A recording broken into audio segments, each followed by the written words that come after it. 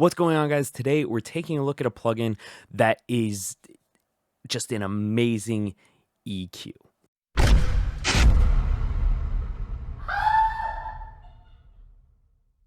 So this is my first video back in a while. I've been taking a break on a little of a hiatus because if you can't tell by the background, I have moved. I'm in a completely different space. So I've spent the last probably month moving and adjusting and actually getting set up again. I don't think this is my final setup as of yet, but this is where I'm finally put together enough to actually do a recording. So I'm really excited to finally be putting something new back out there. But that aside, today we are taking a look at the KH-EQ1 from Black Rooster Audio. I'm not even sure how I found it. I got it in a bundle with Black Rooster Audio. It sat in my plugin folder probably over a year without me touching it. I started going through the Black Rooster Audio plugins I had, and eventually this one I was like, you know what, let's see what this is like, because I remember seeing this and thinking like, oh, it's supposed to be like an analog emulator. Was about to actually click off of it and try a different plugin, but then I actually read into some of the settings that it had on it, and it caught my eye. So this is an EQ multi-band saturator. It sounds super cool. You have a saturator knob for each specific frequency band that you're working with. This may not be a new concept. Honestly, it probably isn't, but to me, it's really cool, and I was blown away with what I could do with it. It opened up a whole new world of possibilities for mixing in my head. So I can't wait to show this to you. Before we really get into the video, I just wanted to say thank you so much for watching. I really appreciate it. Please be sure to leave a like and comment down below. Tell me what you think of the KH-EQ1, and be sure to subscribe. It helps out my channel a lot. So like I said, I put this on my guitars. I do have like 2 guitar channels and some room mics. I'm not using the room mics. I'm just using my guitar left and right. It was recorded with a 57 and a C414. So it has across the top you have on off switches for each band. The power just turns everything on and off. You have a low end, low mid, high end, which is really great for just the scoops that this is working within. What's interesting is that you have frequency choice and gain. You can't adjust the Q. That stuck out to me because I was like, wow, you normally can adjust like the width of whatever you're working on. On the next row, you have your input and output levels, so you can control the leveling. I'm pretty sure the auto listen adjusts the output to kind of keep it at a certain level and adjust it as needed. I didn't turn that on just because I really like having the dynamics of it come through the playing. Across the top, you have the gains for each of the frequency bands. Next, you have a mid, stereo, and side, and I really like how you can kind of go in between. So this would be like a stereo side, this would be in between mid and stereo. I just leave it dead center on stereo, but we can try it in the different sections as well. Across here, you have the frequency selections for each of the bands, and then you have the dry wet. Obviously, all the way dry means that the plugin is not being mixed into the audio signal at all. All the way wet means that it is completely mixed in, and you're only hearing what is running through the KH-EQ1. And at the very bottom, my favorite aspect is the saturator. So with the saturators, you don't have to turn it up much to hear the grit and bite of the saturation. What I'm going to do is solo up the guitars. I'm going to turn off the KH-EQ1, throw that in bypass. We'll listen to it, and then we'll turn it back on.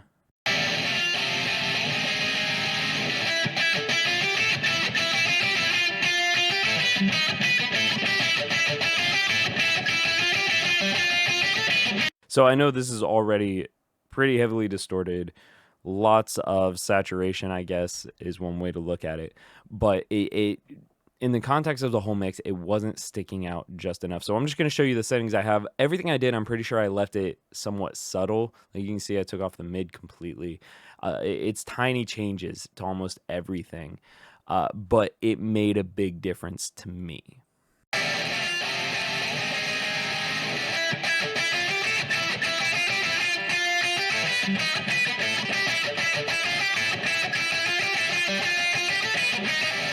And now I'll do a play within bypass. on, off, on, off, on, just to kind of make it a little more obvious where the differences are coming in.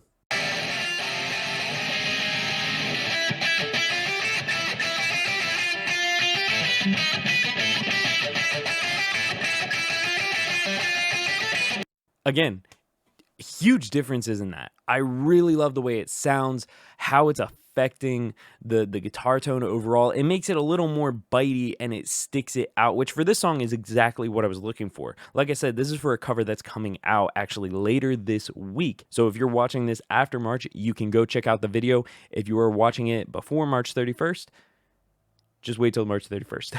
What I'm going to do now is take the KH-EQ1 and throw that on my kick bus. And honestly, I'm going to see what I can mess with. See what sounds I can get out of it.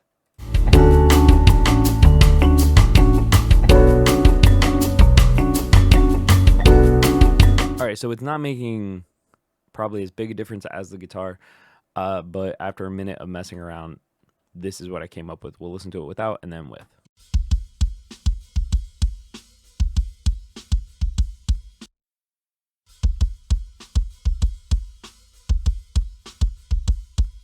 Not bad. It adds a lot of attack and punchiness, I think, to it. Probably not my favorite kick sound I've ever gotten. I honestly like it without it, but that's not to say that it wouldn't sound great on a kick if I spent a lot more time actually tuning it into where I want it to be. With the two high frequencies, I tried to really get the attack and slap of the beater. I tried to beef up the low end a little bit, but didn't hear too many results. But still really cool. Like, this is still a kick sound that I'd work with if I had to. Lastly, it does come with presets. You look in your standard preset folder, you have a default KH-808, percussion parallel, kick parallel, lead vocal, vocal parallel, sparkling drums, growling bass, guitar, full grand piano, aggressive organ. I'm actually going to turn on kick parallel. I want to see what this does to it. Okay, it being a parallel kick, I could see this being mixed in really well, either on a bus or something else, where this isn't the primary kick sound. With a parallel kick, you're using two different kick signals and blending them to get the optimal sound that you're going for. This would be a really cool parallel saturating type of EQ to try on it. Next, I'm actually going to take this and throw this on my bass channel just to see what it's like. I'm going to throw this on the bass bus, not just an individual bass channel, although an individual bass channel might be the one. But we're going to solo it up without the cage, turn it back on, and see what happens.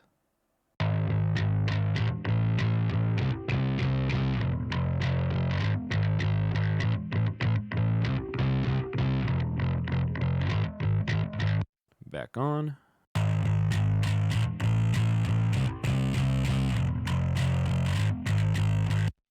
I am actually going to throw this on my DI bass channel real quick to see what happens, because I like the way it sounds, but it does need to be on an individual channel. I like the sound of it, but I need it to be mixed in rather than being the primary source. So we'll turn off the KH-EQ.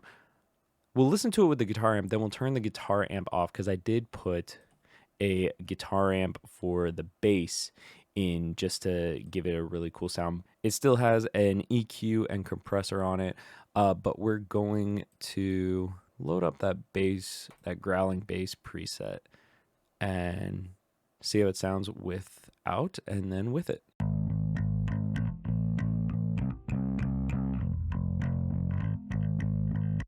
With it on.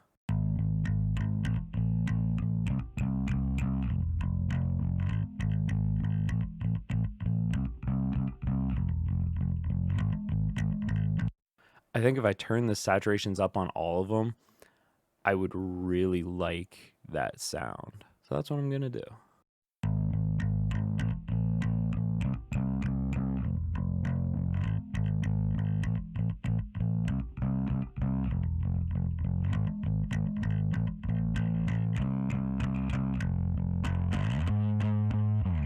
Honestly, after turning the saturations up, I think I did like it a little bit more. But my favorite use is still on the guitars. Like that, it just made such a big difference to me that I love how it sounds.